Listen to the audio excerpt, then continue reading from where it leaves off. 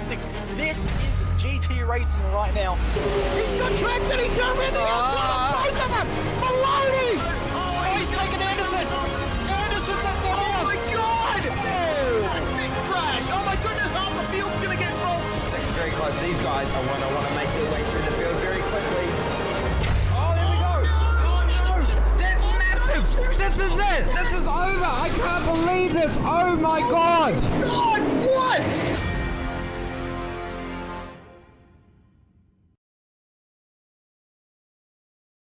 All right then. Hello, everybody. Well, it's a Saturday night, and it's week 13 on iRacing. And, well, it's my third time in the box here on this particular occasion, but it is a slightly more, more successful anniversary, I should say, for the event this evening. 20 times around a quarter of the calendar, the year as it were. And we are back once again for the Maxx Bantz Open, the 20th edition of such an event. Welcome to John Cleland's Emerald. And, well, time to take a look back into the past, as it were, and remember the fantastic, famous words of John Cleland during that World Touring Car Championship race back in 2007, if I remember correctly. But we'll talk about that all in due course, because currently it's time to get on from the introductions. My name is Daniel Yeaman, back once again. Joining me in the commentary box for this one this evening, Adam Weller here with us tonight. Jake Kennedy will be up on the cameras once again, as always, for these events. And also, as per the hashtag and the fact that I didn't introduce Reese by his name, please, if you're in the YouTube chat, if you're in Facebook chat or Twitch chat, wherever you may be with us tonight, let us know with the hashtag Where's Reese as to what's happened to our usual co-commentator on these events slash co-conspirator. He seems to have vanished on us, so we brought Adam in his stead. So welcome to the SimSpeed comments box, Adam, for the greatest meme post of sim racing that exists on the iRacing platform. Absolutely does. I can verify as a long-time viewer that this is as unique as it gets in terms of events on iRacing. Very disappointed that Reese hasn't joined us, but more than happy to try and fill those shoes for you this weekend.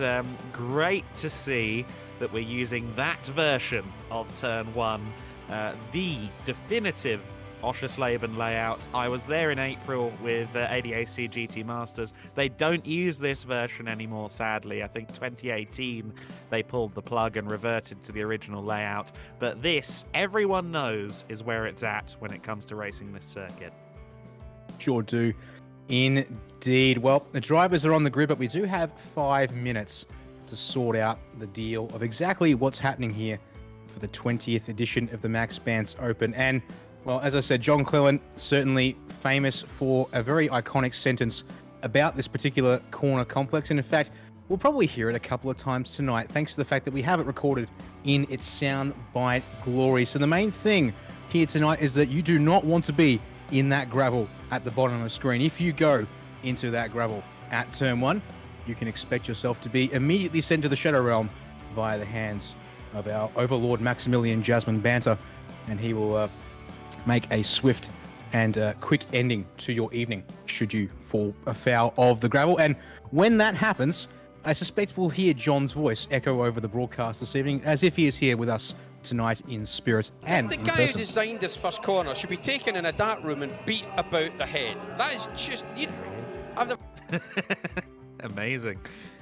It's going to be great to share a commentary box with you, Daniel. It's going to be great to share a box with John Cleland. Isn't it amazing how one ever so slightly off-kilter moment in broadcasting can wipe a man's entire touring car career from memory collectively on the internet? No one remembers him as a touring car driver. He's the chap who piped up about Oscherslaben in 2007. That he sure is. So, that is obviously the first part of the conundrum for this evening. Do not end up in the gravel at Turn 1. And yes, I'm just seeing also over in the intro, this is the track. This is the layout. This is where the famous words were spoken all those years ago. This on screen now here, this little light gantry is just before the penultimate corner on the circuit. This is the other part of the equation for this evening's racing.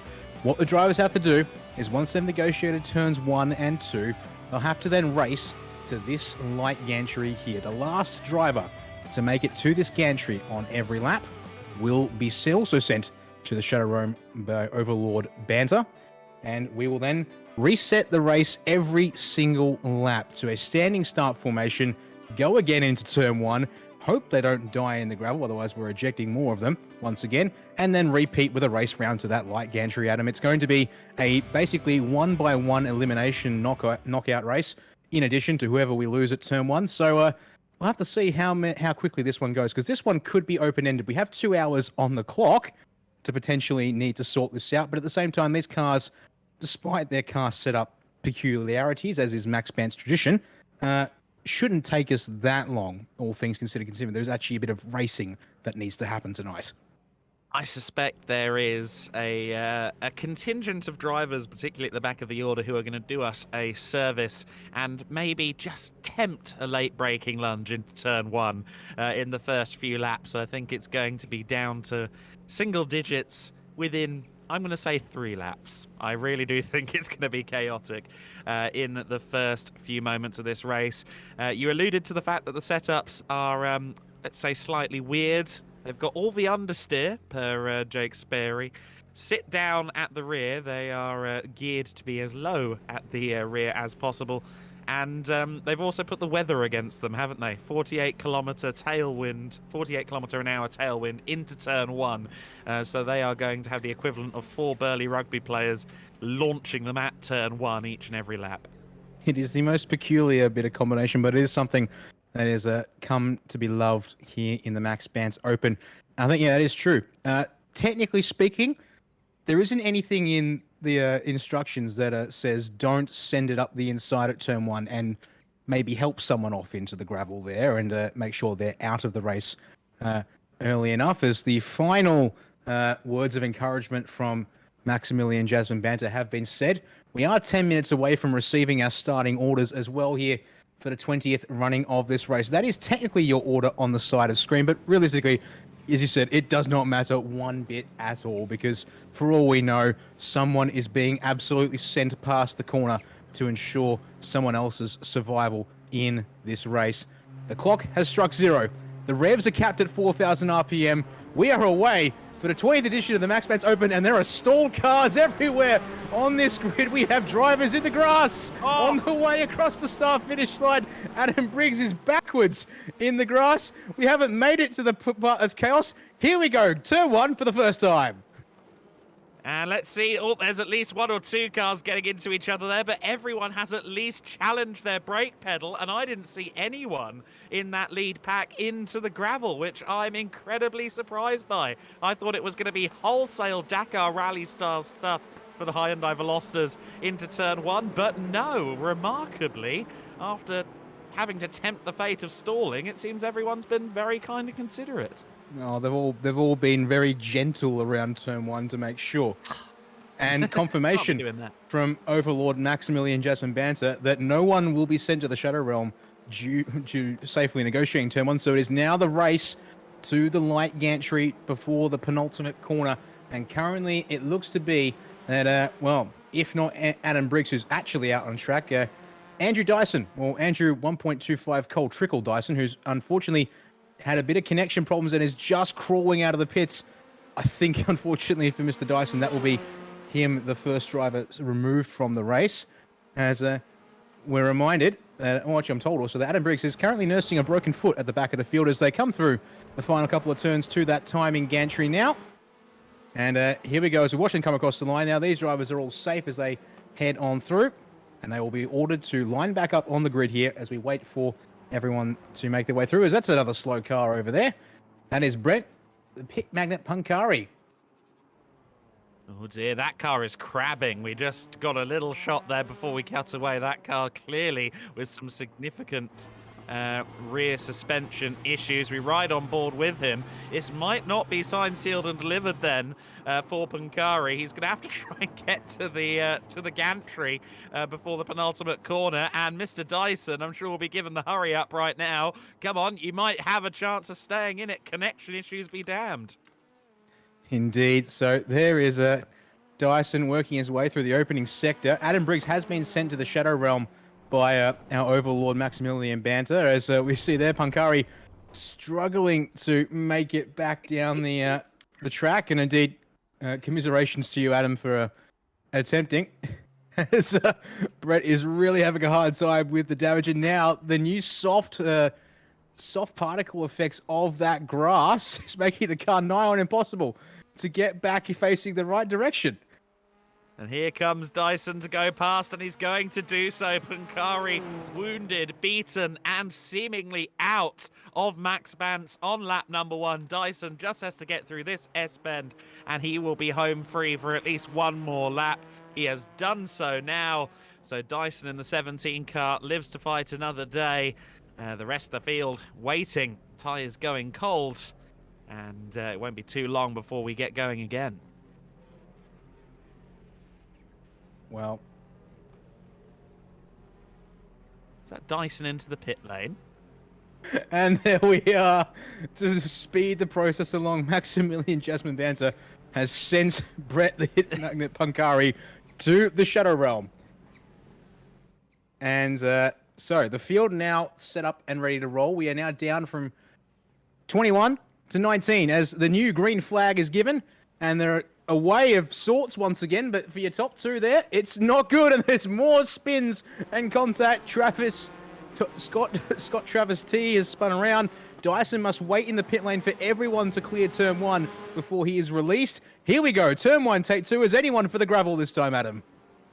Well, let's wait and see. Certainly the first few have got through okay, but here come the stalling brigade. Does anyone try and kill off any of their rivals this time? By it seems like it's a no. The chaos that was projected is yet to happen, although that was very late on the brakes from the green and black car in 17th there. I think that was Lewis in the 797. We ride on board, though, further up the order with Timothy Harris. Harris in second place, just behind O'Shea. Toyota logo and a Hyundai. I've noticed there was a Peugeot Hyundai as well out there, but it's Peppa Pig at pole position right now, courtesy of O'Shea. It is indeed. Actually, I was told a novel fact for this one this evening is that thanks to the auspicious nature of the Maxx Bantz Open, apparently the typical rules regarding the iRacing custom paint policy might just be waived ever so slightly for this one here tonight. But I can say, yes, for Harris's car, Pole Suzuka Toyota Racing, it does mean that, yes, it is a very awkward clash of sort of manufacturers and sponsor logos there technically, but indeed all seems fair in love and war when it comes to sponsors, as they'll be the first cars across the timing gantry and safe for another lap. So we see now, as we wait for who will be the last one to finish, it is currently in the hands of Andrew 1 1/4 Cole Trickle Dyson's, but trouble through this final chicane complex. The 711 of Sean Ambrose, one of our iRacing staff members, is going to have to get that car turned around, because there goes Danny Vassell, and it's just Dyson left if he can't start this thing up again. Yeah, it doesn't seem as though that car wants to budge, and now he's got it going, but I think, where is that Dyson that's just gone past That's Dyson. Oh, goodness me. So Ambrose taken out there. Did everyone else involved in that incident also get through? Is it Ambrose out? I believe it'll be Mr. Ambrose confirmed. out. And we hear the magic words from the overlord, Mr. Banter, and indeed, Sean Ambrose is gone from the service, so they're all waiting on the grid once again. Literally beaten at his own game. And all trouble for still not Spider-Man, Tom Holland. A mechanical black flag, and in the grass. He's having a very hard time getting that car to turn right and back to the pit lane. If he can get back, he'll get himself a chance to fix the car up, but he'll have to do what Dyson did on that last one there, Adam, and wait for everyone to clear turn 1 before he is released. I think he's going, but I don't think he can turn left into the pits. That could be troubling. Yes, certainly a not insignificant issue, and he's missed the pit entry. Surely he's not trying to limp this car on for another lap. That front suspension has cried enough. Well, he's going to take his grid position here, so he'll give it a crack. A credit to you, Tom Holland, but this is going to be an interesting one here as the signal is given once again from Overlord Speed. There's O'Shea slow off the line, so Harris will get the run. Turn one, another bunch of stalled cars. The critical thing is, why are they all stalling? They've only got 4,000 RPM to play with off the start thanks to the rev limiter these cars feature. To turn one we go once again. The overhead shot. Anyone for the dive and the send. We've got 3 wide at him this time. 3 wide, and everyone's still playing relatively nice, although there's contact in the mid-pack there. Everyone stays on something like the tarmac, so I think safety might be ensured for another lap by. But everyone playing remarkably nice. Did we read the event brief, chaps? Oh, Tom Holland. Tom Holland, can you stay off the gravel? Oh!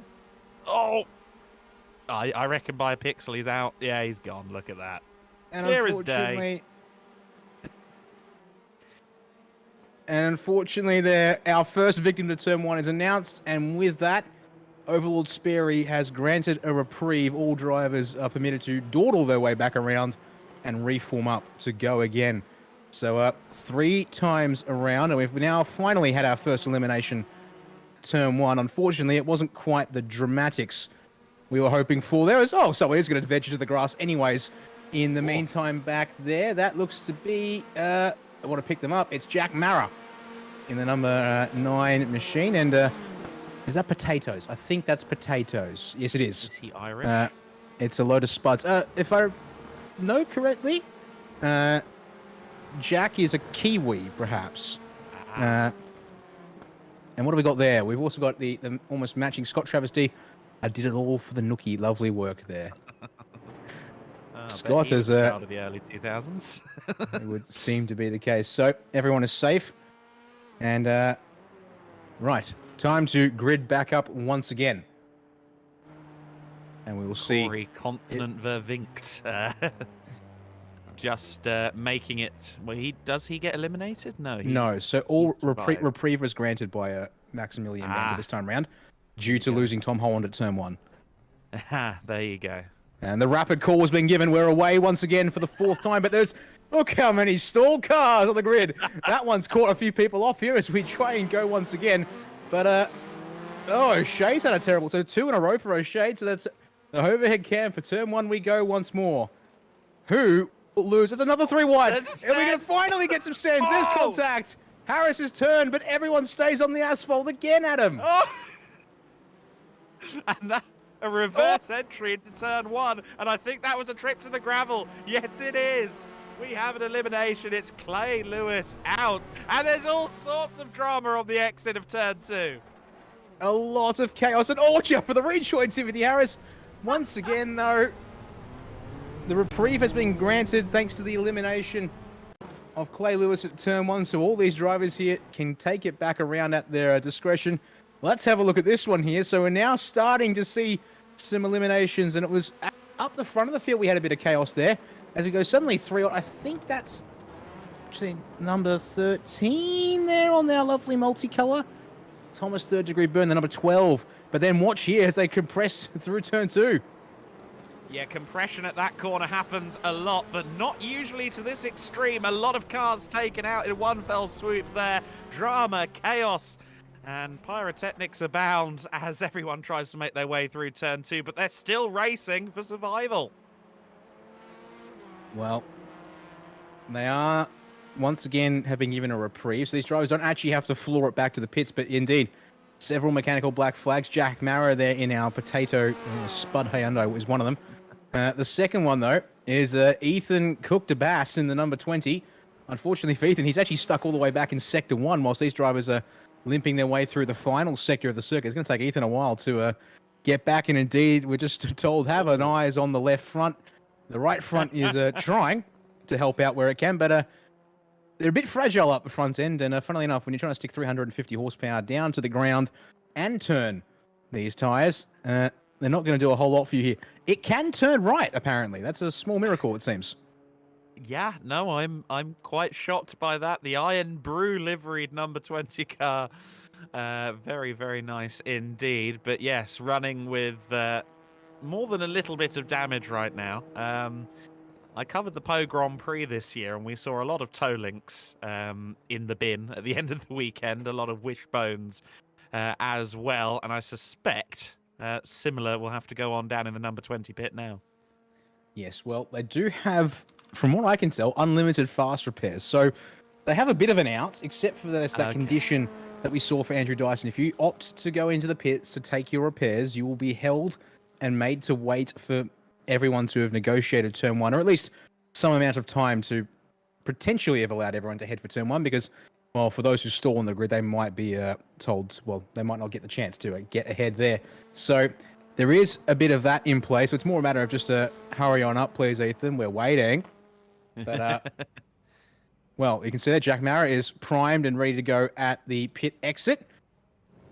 And you can see you've got a nice head start on everyone behind. I do love the shades of 2011 Hispania Racing Team Formula One here, with the desperate pleas for someone to please sponsor the 53 car. But it doesn't seem as though anyone's biting just yet, much like Hispania in 2011. Yes, that was certainly a dark time for that particular team. And, well, we'll see. Was there, though. He was indeed. F's in the chat from myself and my fellow Australians. Well, we lost one, but we also gained one, I guess. So it's sort of like if you can take an even trade, we suppose we came out okay. As Bass is back in the pits, the car looks to have straightened itself back out. And we're just going to wait for Ethan to head on down to pit exit and wait for his quote. No, he's going to wait in this pit box as the instruction is given by Director Sparey, and there are more cars stalled on the grid, but it looks like majority of people are away. And it's looking a little bit more clustered towards turn one in the middle of the field. Obviously ignoring leader as Daniel heads into turn one. Here we go. 3 wide again. Is anyone going for the gravel? Everyone take a deep breath, make your car as narrow as possible. There's a bit of contact, there was a bit of 3 wide, but everyone who didn't stall at least has made it through that first corner. Most of these guys then, this is really about survival, because we've got stallees who still haven't got the car going, but Vinct is really struggling. Oh dear, that is unfortunate moment there for Vinct. As you can see there, Ethan Bass will get out ahead of him there on pit exit. So, and that's Jack Mara as well heading around turn 2. So the race is on to the timing gantry before the penultimate corner, but unfortunately it would seem that Vinct is in the hot seat to lose that spot. But we'll see here what can be done as they work their way around, because for all we know, contact will cause a bit of chaos here. Oh yeah, very true, very true. We could see somebody. Go on. I think I just saw O'Shea absolutely wallop the rear of Thomas Byrne through the middle of one of the corners. I think it's like turn 6 or thereabouts here at Oscherslaben as they work their way down. And they're actually properly racing despite neither driver being in risk. Oh, O'Shea's going to shortcut through the gravel here. Now, the fun thing is that it's only turn 1 where the gravel is cursed. If you could get away shortcutting the gravel there at the end of the lap, all's fair and all's game if that comes down to what's being necessary tonight to make sure you stave off elimination, as Vinct is still heading through the back half of the lap, and unfortunately for him, Ethan Bass, the next car up the road, is passing the light gantry just about now, and therefore it will indeed be the 21 of Corey Vinct. We're advised no clutch pedal for the 21 of Vinct. Unfortunately, it does not save him from the wrath of Maximilian Jasmine Banter, Adam. We are now down to 14 cars out of a starting lineup of 21. It's worth noting, of course, front-wheel drive cars, they've been geared to be as understeery as possible, and there are a lot of very, very long corners around this circuit. So that is part of the reason that they're struggling lap on lap. They're struggling to get the cars underway, although unusually everyone is moving, and that means chaos surely into the first corner. It is indeed. Here we go to turn 1. 2 wide at the front. They're all far too pull. Oh, there's contact though, but they're on back. Nose to tail, shuts. Oh, everyone's pulled it up. We're staying out of the gravel. They're all too gentlemanly. But it does mean we've still got a race on now to eliminate someone to the light gantry. So, who is the unlucky sod at the back of the field right now? It is Ethan Bass in number 20, but with Daniel Muth, who's been up the front of the field so far pretty much the entire time, Adam. That 53 is now in the danger zone. Yes, it is. So the drama's unfolding here. You've got the two Iron Brew cars, I think, Linus Stern, if I'm not mistaken. We do Cleland indeed. ahead of him. So teammates at war, potentially. Well, are there any team orders? Will anyone make a desperate move? Oh, there has Bass for a desperate move. Bass into the rear of Cleland. Will move Hamish out of the way. The number 10 is sent back, but we've got at least 2 wide ahead through this little kink section now. Drivers negotiating this. Thomas Byrne has picked up a slowdown penalty, getting a bit ambitious through here. He'll have to serve that there in the multicolored number 12 machine as we head down to the final chicane flick of sorts, but still got to slow down the serve. Anyone going to send it? Almost. Further on back, it looks like Danny Vassell nearly taking the rear off Daniel Muth, but it will be the number 10 of Hamish Cleland, who will be last past the gantry. Just before turn 13 of the 14 corner layout is where the eliminations are made. And yeah, unfortunately, it's the 10 car that is playing no more. And fair point from Overlord's Maximilian Banter. Despite having the same surname as John, it has not saved him this time round. So they form up once again. But I think before we get the green instruction, we've actually got a chance to speak to someone new in the comms box. We saw him out on track earlier. Unfortunately, it did not last particularly long for him. But Sean Ambrose is now here in the background. If Sean would like to say hello, you're more than welcome to, Sean. And thanks for joining us. Yeah. Unfortunately, it's been a bit of a rough one there for you. Yeah, well, unfortunately, it never is a very long experience at Maxx Bantz, but it was fun. A little information about our young friend Corey. Someone forgot to tell him he needed a clutch, so he's been struggling mightily, and now he's out. So, bye-bye iRacing staff.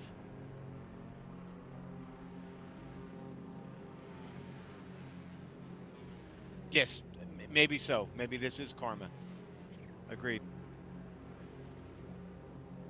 It works in We'll see. mysterious ways, does karma, and indeed Maxx Bantz. All right, Thomas Byrne has gone back to the pits to get repairs. We've just had the green order once again from Overlord Maximilian Banter. So, mostly away. It looks like, though, we've got Joshua Triple Barrel middle name. I can't even get his full name on screen. Here, alas, turn one once more.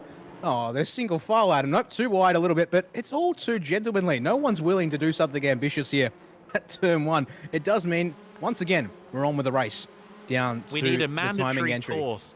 We need a mandatory course for the Maxx Bantz drivers on anatomy. Guys, you've got something called elbows. Get them out. Use them. The whole point is to try and get others into the gravel without yourself. Joshua Triple Barrel, middle name Carol Walden, then That's at what the it back is. of the order right now, or not quite. No, he's not. Tom Hunt and Thomas Third Degree Burn towed to the pits with a mechanical black flag and has not come back out onto circuit. And in fact, has been completely disqualified in the middle of that one there. An elimination will still happen this lap is what I heard. So despite that removal for Thomas Byrne, Tom Hunt is now in the danger seat in that number 5 machine. So 12th on up, and you can see on the timing tower, he's going to need a bit of help from someone up ahead doing something a bit crazy. Well, this is a place to do it. Turn 11, turn 12, high-speed S-bend catches out many a driver. We've seen some incidents here already. We've got one in the gravel, Dyson, hoovering up the gravel there out of T12, but everyone through cleanly by the looks of it. I don't think Mr. Hunt has any help forthcoming. Unfortunately not. Joshua Triple Battle, middle name Carol Waldron. I don't think I got that right. Has gotten through ahead here of Tom Hunt, and confirmation from Maximilian Banter as we see Tom Hunt sent to the Shadow Realm once more. And thus, there were 11 and only 10 will take the grid as Danny Vassell has opted to take repairs this time round. And so he will have to limp through the pit lane and then wait for the instructions and permission to go here. That's a lovely bit of work there from Daniel Stodd Stevens. There, Maxx Bantz Park. also decided to get the headlight flasher stuck on there. And it's actually Danny Vassell sharing the paint work there as well. So got 2 of those cars still. And we've still got Peppa Pig. What else do we still have on the grid at this point in time? We still have an actual racing paint in the form of Timothy Harris and Pulsar Chuka Racing. Oh, hang on. Bit of a backwards count to go, but there we go once again. And this time, the front of the field is getting away steadily. I wonder, is the clutch going to burn out on these cars? That, I have to say, could be the thing. And Stevens' headlights are stuck flashing. This is going to be interesting. Is this an intimidation tactic from the number 3? Oh, and so is that late braking from him. Everybody once again, though, seemingly finding a way through the first couple of corners without any dramas. Timothy Harris there in 3rd place behind Dyson, who, lest we forget, had connection issues at the very beginning of this race. We thought he was a surefire elimination on lap number 1. He's now up there in 2nd place. I'm actually not too shocked. Minor bit of trivia is actually O'Shea Dyson, part of the same sim team here, and deciding to commit to perhaps working together of sorts here, but Harris sticking to the tail of Dyson here, so not going to let them get away with it. But it looks like it's all an orderly race here, despite the fact that the numbers are coming down. And unfortunately for Danny Vassell, having taken that pit service and the hold by Maximilian Banter has not put him in a good spot, because there is the rest of the field, 10 cars, 3.5 seconds as they wind their way through the middle sector of the circuit. I'm impressed, Stevens. Has he mapped his headlight flasher to the throttle pedal? As looks like he's actually joined by a couple other drivers on the headlights there. As a little look from Daniel Muth, but no. It's apparently going to be neat, tidy, orderly racing at the front. They will go across. They are safe once again for the 8th time here tonight. O'Shea, Dyson Harris, Full, Stevens, T, Mara Gunstone, Bass, and oh! Danny Vassell will try. I'm hoping we see more of that as the night goes on. Unfortunately, it has indeed not saved Danny Vassell from the Shadow Realm. We are now left with less than half the cars we started with, Adam. It's taking a little longer, I think you'd hoped. They're all too gentlemanly down at Turn 1, I have to suggest. Possibly so, but this time by, as far as I know, no one has gone into the pit lane. We saw that we're at the end now where everyone is kind of matching each other on pace. I think this lap, regardless of what happens at Turn 1, could be mightily interesting. Oh, that was the fastest 3-2-1 go I think I've heard ever from, well, at least tonight, certainly one of the fastest calls ever. So that was an attempt to spook everyone, but it looks like everyone had about the same reactions getting away to Turn 1 once more. Can anyone summon the spirit of John Cleland? There's a bit of contact there at the back, and in fact, we've got the car vanishing for a moment there. That was Joshua Triple Barrel, middle named Carol Waldron, disappearing on us, but the Rainbow Veloster carries on in a 3-way fight with Vintage Sam Gunstone and Ethan Cook to Bass there. That looks like it's going to be our race for the elimination here as Bass ran the long way at Turn 3 there, Adam. That's not going to set him up well through this middle sector. No, it's not. Does anyone at the end of this make the desperation lunge? The Vassal, as I suppose we'll call it, since he was the first one to give it a shot. Down at Turn 11 and Turn 12, just before we get to the gantry, which marks the end. Oh, at the front, trouble! Oh! Yes, lots of trouble there. That was Dyson, I think, sent sideways. O'Shea ends up off the circuit. And up to the lead again goes the advertiser-free, but advertiser-friendly Mr. Muth in the 53. He does. Unfortunately for those drivers, well, not unfortunately, they all sort themselves out and carry on. The problem is Ethan Bass is the last car in the group. Will there be the Vassal lunge? Send it, Ethan! Yeah. Send it! He does! Across the grass, they're crashing in the background! It will be Jack Mara who will not make it to the timing gantry.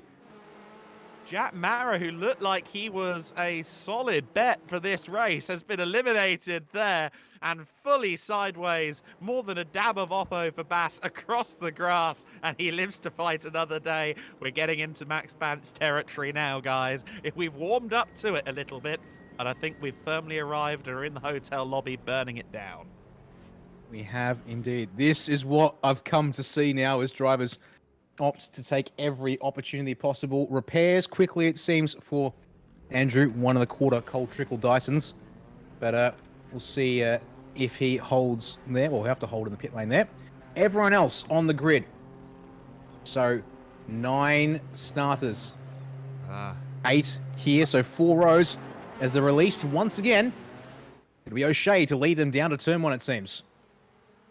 Yeah, and a good start from everybody once again. I think everyone's mastered the launch at this point. The 4,000 RPM no longer proving to be that much of a hindrance. Everyone into turn 1. Everyone fairly orderly. There are some trying it a bit too hard into the first quarter. I thought that purple car in the mid-pack was sure to be sent around there, but didn't quite happen. A fairly nice, friendly launch there for Dyson in the 17, but he's going to struggle to stay on for this lap, I think.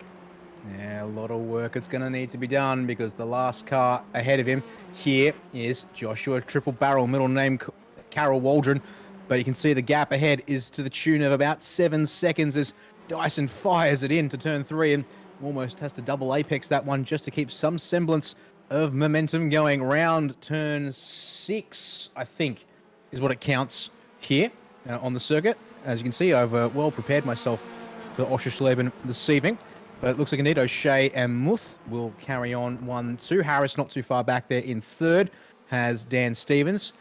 And surely that is confirmed now to be the headlights mapped to something like a pedal because there is no reason why that would be the case.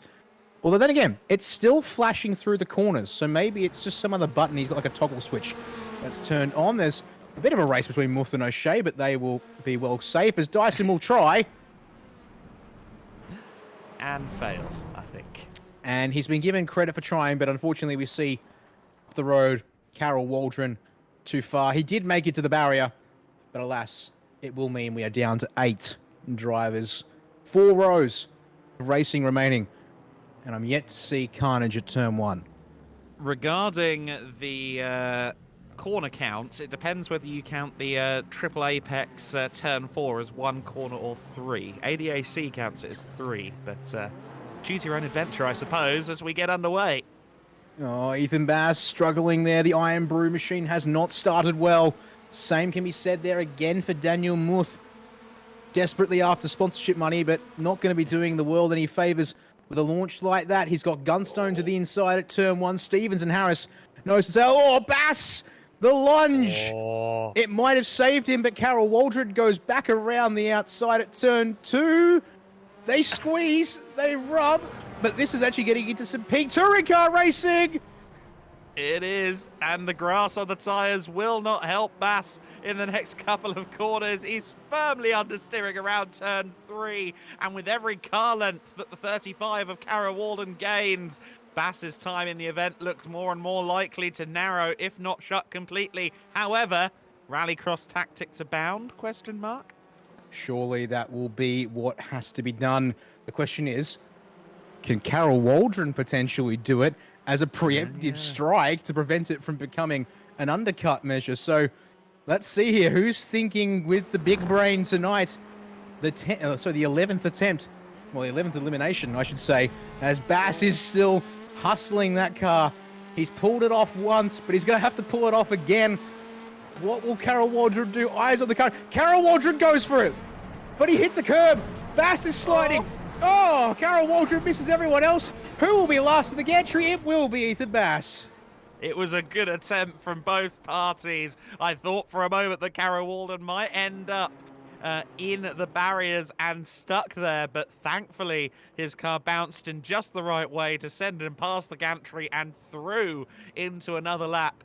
And he's crabbing mightily, but I don't think he'd dare start in the pit lane. That will be an important thing to consider here. He is opting to take a grid spot, so let's see how much damage he can sustain here. And they're away once again. He's blinked. Oh! I thought he'd... Plot twist! Maximilian Bantz did not call go. Oh no. So does this mean a mass DQ? Oh dear. Well, we're going and almost O'Shea into the Harris around. Oh goodness me. And Harris the and critical... Carol Waldron. Now, critically, Stevens and T... Oh, they've not gone at all. Oh no. Now, I heard something about a 5-second time penalty, but they've not gone. So will they be given full immunity for an entire lap here? And it's now a case of a race between the 5 drivers who went for it. And unfortunately, that puts Carol Waldron's Meatball 35 Rainbow machine in trouble here because they all circulate around. And Carol Waldron is having all kinds of handling issues here. He's opted to rally across, but a bit too soon and a bit out of his control here, Adam. Yeah, I was about to say that he's innovating. He's trying his best, but he's not quite going to be able, I don't think, to even capitalise on the Bash shortcut on this occasion. I think we're going to have to consign the Rainbow Mobile to the books of history here, unfortunately, Carol Walden, despite a good effort. A broken car and a broken man, seemingly, about to be eliminated from the race. But he'll try. Here we go. Carol Waldron. He will send it across the grass. Unfortunately for him, he has been sent to the to the Shadow Realm once again. And we are left now with 7. No, pardon me, 6. Down to 6 as they have to reform.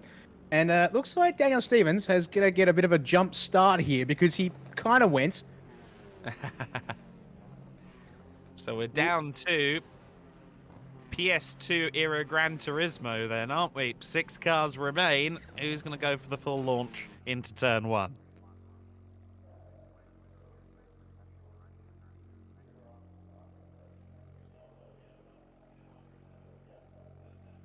Right, they've been given the go signal once again. Stevens gets about 10 car lengths advantage, but he's not had a good start because here they come. The pack bounds towards his rear quarter. Is he going to be victimized by everyone else? I don't think he has been. Does everyone make it through turn? Go on. He's being a gentleman. He let them all go. Adam is... O'Shea! Oh, that was off. O'Shea, surely. Yes, he's gone. Finally, turn 1 has claimed a non-damage The guy who victim, designed this first corner should be taken in a dark room and beat about the head. That is just... I believe all 5 will stay alive. They will indeed. Immunity has been granted. Now, actually, plot twist, I saw a mechanical black flag on O'Shea's car prior to a disqualification flag showing up. So something has gone terribly wrong to the front right of O'Shea's. The tyre has actually gone down. Oh, dear. Okay, so definitely not undamaged then, but it was a spirited attempt from O'Shea to make the corner. Peppa Pig is being sent to the hog roast. Indeed. Everyone enjoys themselves a warm and tasty meal. But unfortunately, it does mean the desecration of a childhood TV star. So potentially controversial to say the least. I'm British. I'm used to the desecration of British TV stars, usually for different reasons. There we go. So fair warning given in the commentary. So that is an important thing to note. These tyres will not last. The repeated abuse and the fact that you said to me, which is it? It is the front left tyre at maximum starting pressure and the right front at minimum starting pressure. That was O'Shea's right front that had gone down. So was that entire... Which just seems odd, though, because min pressures are a mainstay on iRacing unless the imbalance is just that drastic here. Well, possibly so. We've got 5 left. Let's see if it starts to descend into sheer chaos. Surely they're going to be really in a position now where any one of these drivers could be eliminated each and every lap. I think they're all pretty even at this point. There isn't an obvious slowpoke, so this is going to get very interesting. Being warned, the tyres might have lasted a little bit of nose-to-tail contact between Stevens and Travis T. But everyone is safe at turn 1. It means it's on to the gantry. And that means Stevens has got some work to do because he's got T and Gunstone ahead fighting over third on the road. We've now seen it happen. Carol Waldron, the one to previously pull off the preemptive shortcut. Who will be the next to go across the grass first? Well, that's what I was going to ask you. Is this the point where everyone starts to do it as a defensive tactic? I have to say yes. At what point are you not safe from the late lunges? Oh, that's not good for T there. Well, Travis T will go wide, so Stevens back in with a chance. Could even do it legitimately on the asphalt, but, well, that would be far too boring unless he decides to get the elbows out, as he suggested they need to do earlier. As here we go. To the end of the straight they go. Headlights ablaze. And looks like Travis trying to join in the party here. All right, who's going to do it? Who's going to do it? Oh, there we go. So Gunstone, Travis goes for it. Stevens goes for it as well, but Travis does not pull it off. He is overtaken across the grass. You know what? That was very well played by Stevens, because he didn't fully commit to it. He didn't jump across the first of the corners in that S-bend. I thought for a moment he was going to stay on track, and then he kind of slyly put himself across the gravel. I think that was a very well-sold dummy there. It sure was. And, oh, well, there's 4 drivers remaining. Never mind lining up in conventional fashion. But, well, that's not necessary here. No. Did I just hear spit?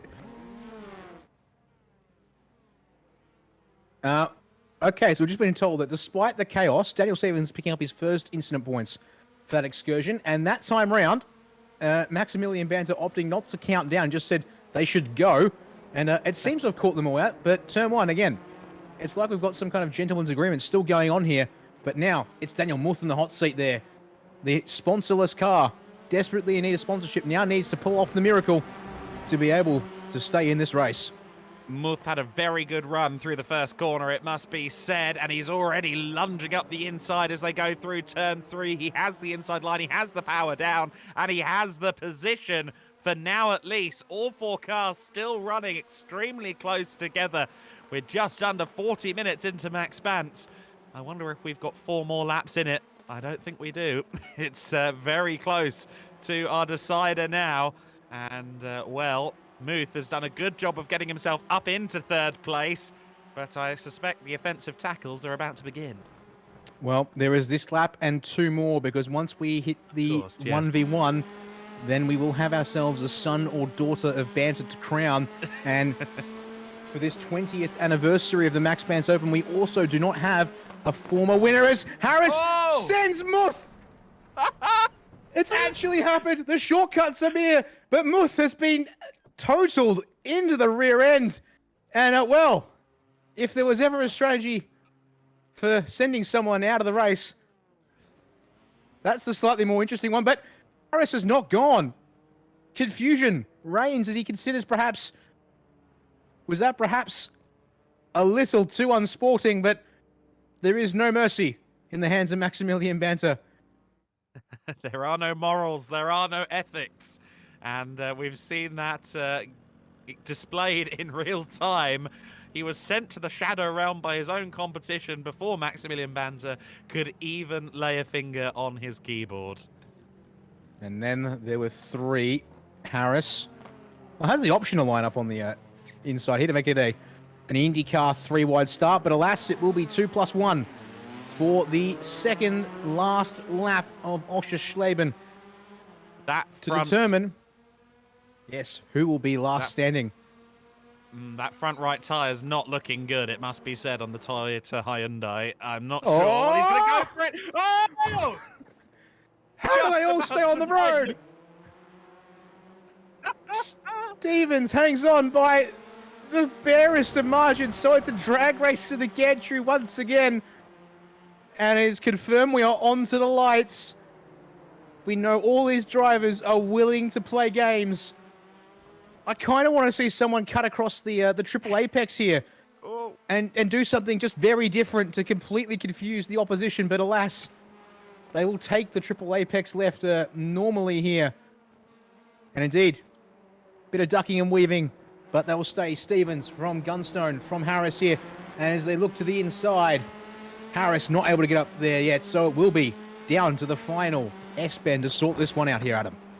I think Harris is carrying a bit of legacy damage from the collision with Muth on the previous lap, but he's got a good run out of the chicane now. He's got the inside line. I would be surprised if any party is brave enough to stick to the circuit as they sideswipe each other into the S-bends. They all go rally crossing. And maybe Harris opting to wave the white flag in recognition of his actions on the last lap, and indeed, Maximilian Bantz, most gracious and recognizing of that scrap and incident.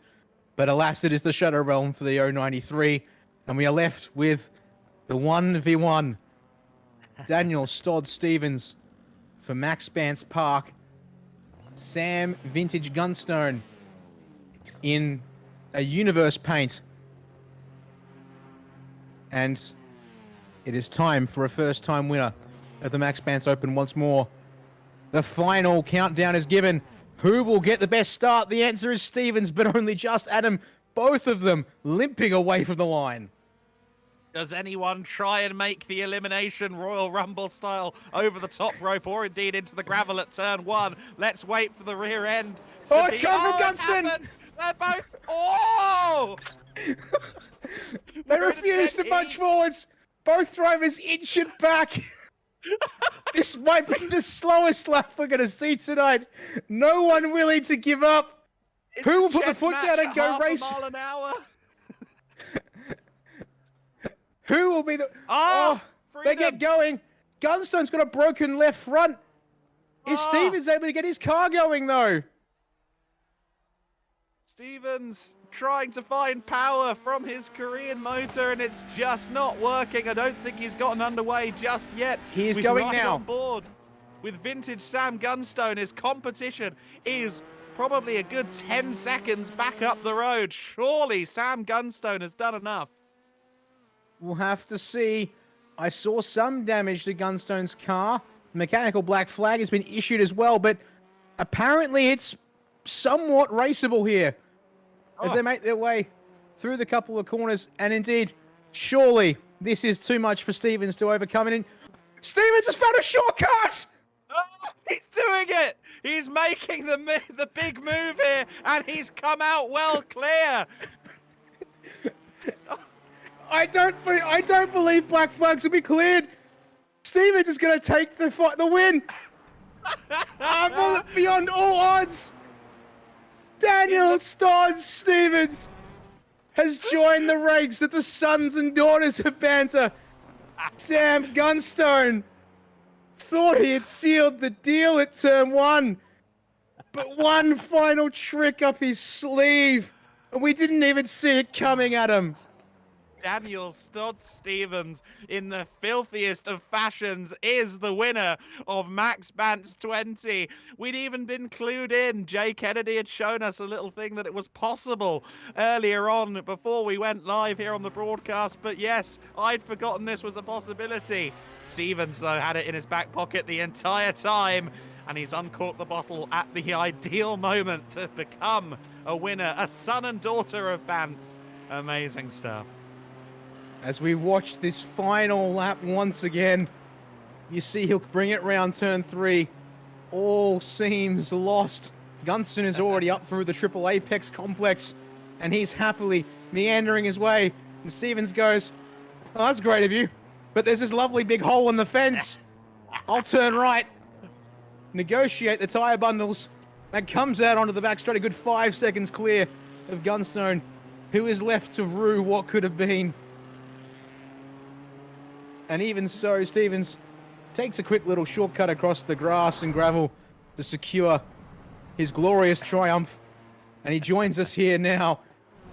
We hadn't seen that one until the very end, but no surprises really, Daniel, that had to be held until the very end of the race to ensure its effectiveness. From what we thought was 0 to hero, you joined the ranks of the sons and daughters of Banter on this 20th anniversary of the Maxx Bantz Open. Holy crap, dude. I thought it was all over, eh? The car wouldn't bloody start. I got into reverse and I stalled it, and it wouldn't start because I had my chat open when I was talking to Sparey before. And yeah, and I thought it was all over. And then I thought, stuff it, I'm going to try and do the old the shortcut and go through it. If, you know, it's 50-50 chance I'll get disqualified or not, and I bloody hung on, eh? And I'll tell you what, it's Maxx Bantz 4 is the first one that I entered. It's taken me all this time to get one. Well, indeed, therefore, reward. Sweet 16, indeed, they're rewarded with the glory. It took, as you said, that's a lot of attempts, 16 attempts to pull it off, but Well, that's such a good point there you make there. You got the black flag for cutting the track, but the fact that you were thinking an iRacing disqualification, perhaps, I presume, not necessarily from Maximilian Bantz deciding that was below the pale. Yeah, well, when I first did that shortcut on that last corner, and Jake didn't say anything about it, I thought, oh, okay, he's not going to give out black flags for that, disqualified. Yeah, the only one I was worried about is the iRacing disqualification, because you pretty much cut in half the track off. Sure are, indeed. Well, certainly an exciting way to end the evening. Adam, any final words from you for our newest son of Banter here to bring things towards a conclusion? I want to thank him for the swerve. That was a sensational last-minute maneuver. Caught us all off guard. Daniel, that level of strategy means you should really hand your CV into Ferrari. I understand they need someone like you. Ferrari, you reckon? Yeah, why not? Ah, nice. Add it to the CV. Now a winner after 16 attempts. I value your commitment as well. I've seen you race in a few of these, and I'm delighted to be here to see you win number 20. Now the next objective, I suppose, is to become a 3-time champ. Got to get to the 2 first. That's right. That's right. Well, I've been close twice now, so and I finally got it. So there's many more to come, and I'll be trying my hardest. That's for sure. Well, there we go. I'm told that the most prestigious JPEG of SimRacing, the WinRAR Trophy, has made its way to your Discord DMs, Mr. Stevens. Congratulations for joining the ranks of the sons and daughters of Banter. Where will the WinRAR Trophy take its place of glory at your place, Daniel? Oh mate, it's got to go on the wall so everybody can see it when we do the old streams and stuff like that. And I might actually make a duplicate of it and put one on the beer fridge as well, just to kind of see it in both places. There we have it. Any final words from you, Dan, before we begin to wrap things up, and we'll have a quick chat to Mr. Maximilian Banter? I just want to say thanks to all you guys, and a special hello and thank you very much to my new dad. That's okay, Con. That's okay. Well, a fantastic sign-off, Dan Stevens, your winner of the 20th running of the Maxx Bantz Open. And as I said, before we wrap up here, Adam, we'll now quickly chat to series organizer, benevolent overlord, Maximilian Jasmine Banter, otherwise potentially known as Jake Sparey, but it really depends on who you ask. And the time of the year as well seems to also take that into effect. That went pretty well, but they were a bit too kind through turn 1, it seems. Well, here's the thing that they have to look at when it comes to turn 1. They know that in the opening corner, being on the wrong side of the road and getting yourself in trouble at turn 1 is going to end your race no matter what. And so they took it with caution because they wanted to be a son of Banter. They knew that there was no former champion in that field. Everyone had an equal shot, a 50% shot of being son of Banter. They were either going to be son of Banter or they weren't going to be son of Banter. And I think that it proved today on the strategy side that at least initially they were going to go and race for it. But then once you start just taking a driver out here and taking a driver out there, that's when the stakes get raised. And who is the most genius was always going to win this Maxx Bantz. It certainly was indeed. And well, it took a couple of attempts. We finally then saw that the final S-bend being abandoned for an attempt to hop through the grass. We even then did see the late race punt even, but the best certainly seemed to come right at the glorious end, of course. Well, it's the best thing that we had a Senna and Prost moment at turn 1 where the wheels seemed to lock and forever they stood there. I'm sure that there were like marshals out there as easily going away was Sam Gunstone.